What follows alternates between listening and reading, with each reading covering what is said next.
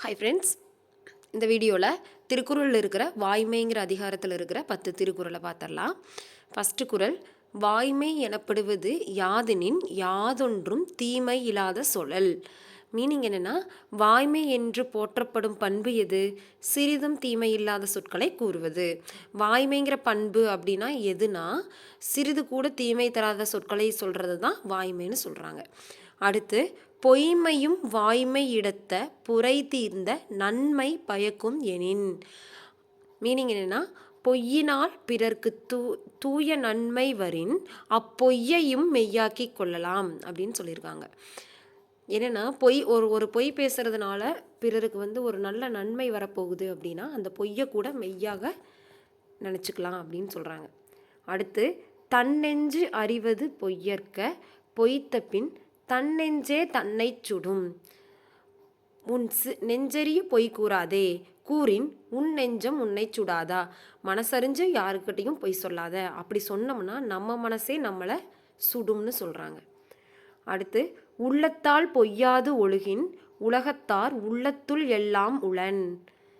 Meaning என்னென்னா, மனமறிய பொய் சொல்லாதவன் உலகத்தார் மனதில் எல்லாம் இருப்பான். அதாவது மனசறிஞ்சு பொய் பேசாமல் இருந்தாங்கன்னா உலகத்தில் இருக்கிறவங்க எல்லாத்தோட மனசுலையும் இருப்பாங்கன்னு சொல்கிறாங்க. அடுத்து, மனத்தொடு வாய்மை மொழியின் தவத்தொடு தானம் செய்வாரின் தலை. மனத்தொடு வாய்மை மொழியின் தவத்தொடு தானம் செய்வாரின் தலை. அதாவது தவமும் தானமும் செய்வதனும் மேலானது உள்ளத்தோடு உண்மை சொல்வது. தவம் தானம் ரெண்டை விட மேலானது எதுனா உள்ளத்தோடு உண்மை சொல்கிறது தான் தவம் தானத்தை விட மேலானதுன்னு சொல்கிறாங்க.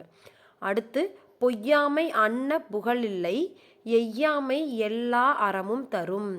மீனிங் என்னன்னா, பொய் சொல்லாமை பெரும் புகழாம், பொய் சொல்ல தெரியாமை பேரறமாம்.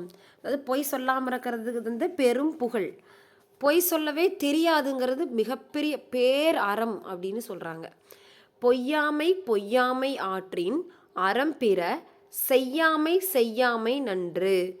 அதாவது உண்மையை உண்மையாகவே கடைபிடித்தால் பிற அறங்கள் செய்யவும் வேண்டுமோ அப்படின்னு சொல்கிறாங்க. அதுதான் உண்மை. அந்த உண்மையாகவே கடைபிடிச்சிட்டோம் அப்படின்னா இதை தவிர வேறு அறங்கள் செய்ய வேண்டுமோ அப்படின்னு சொல்லி கேட்குறாங்க. அடுத்து, புறந்தூய்மை நீரான் அமையும் அகந்தூய்மை வாய்மையால் காணப்படும்.